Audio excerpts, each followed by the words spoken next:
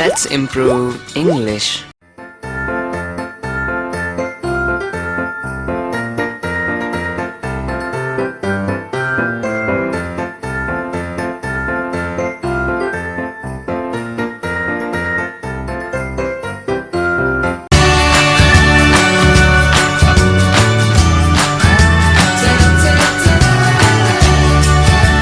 Let's improve English.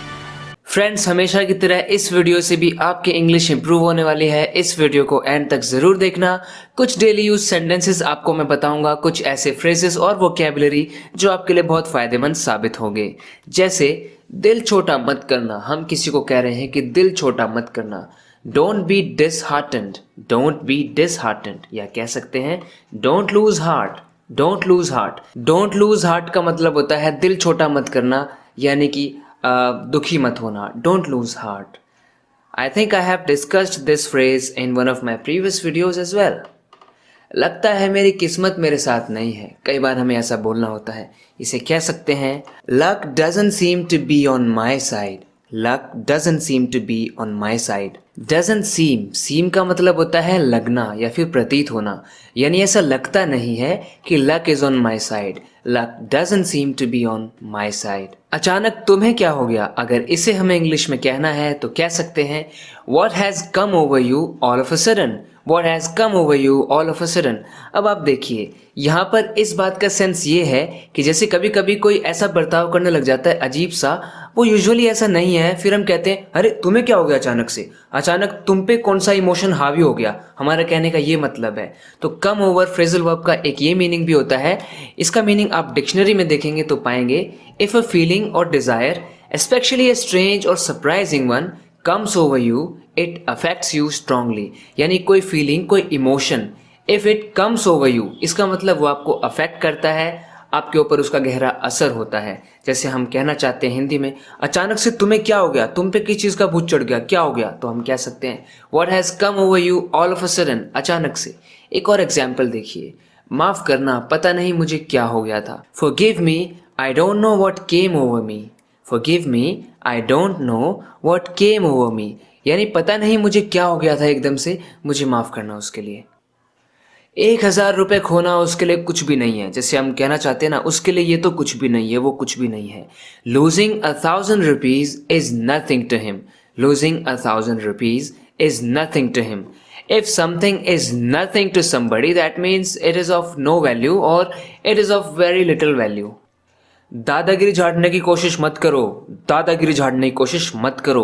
इसे English में हम कह सकते हैं don't try to throw your weight around, don't try to throw your weight around. So this is an idiom जिसका मतलब होता है अपनी अथॉरिटी का गलत फायदा उठाना, अनफेयरली लोगों को ट्रीट करना। हो सकता है आप किसी बड़ी पोजीशन में हैं तो फिर दादागिरी करना। सो दादागिरी करने के लिए इंग्लिश में हम इस फ्रेज का यूज कर सकते हैं।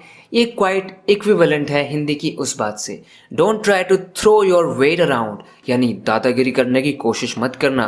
और एग्जाम्पल्स देखिए, वो आया और दादागिरी दिखाने लगा, दादागिरी झाड़ने लगा। He came and started throwing his weight around। He came and started throwing his weight around, यानी अपनी दादागिरी दिखाने लगा।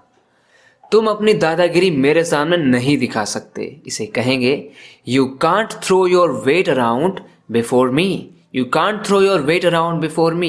So before का मतलब, before का मीनिंग एक in front of की सेंस में भी होता है। before me मतलब मेरे सामने। You can't throw your weight around before me, यानी मेरे सामने तुम दादागिरी नहीं दिखा सकते।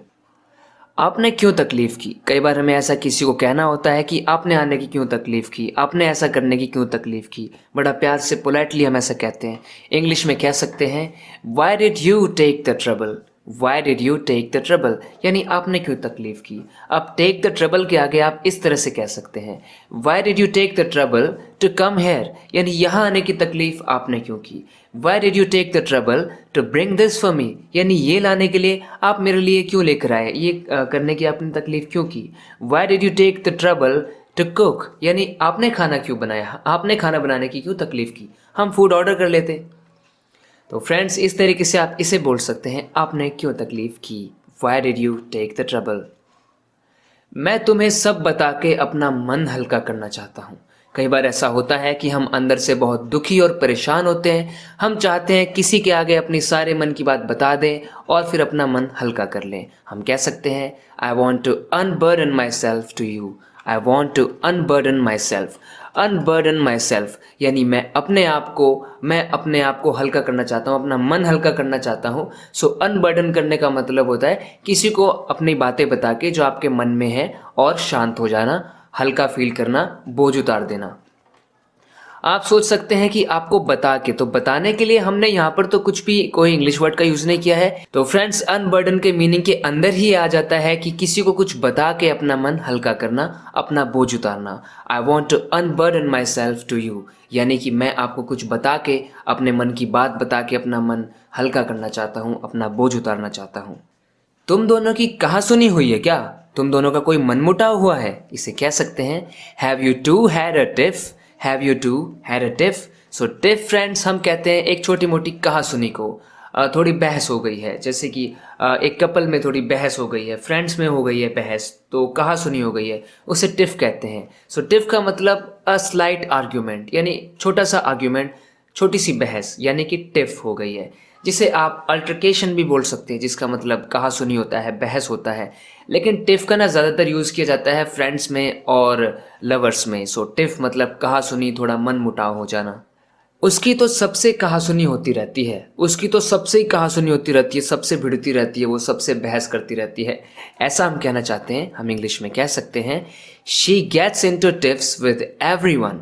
इंग्लिश में ये कहने का तरीका है शी गेट्स इनटू टिफ्स, यानी वो तो टिफ उसकी होती रहती है, यानी उसकी कहा सुनी होती रहती है। She gets into tiffs with everyone, यानी सबसे उसकी टिफ हो जाती है, सबसे उसकी कहा सुनी हो जाती है। So friends, a tiff means a slight argument, a little altercation, a small quarrel about something, और maybe we can also say squabble. स्क्वॉबल का भी मतलब होता है छोटी मोटी बहस या फिर मनमुटाव, आर्ग्यूमेंट, अल्टरकेशन, टिफ, इन वर्ड्स का आप यूज़ कर सकते हैं ऐसी बातों को कहने के लिए। ये बहस ज़्यादा बढ़ जाए तो फिर ये एक उसके अंदर भी बदल सकती है, हाथापाई के अंदर। तो हाथापाई को हम इंग्लिश में कह सकते हैं स्कफल।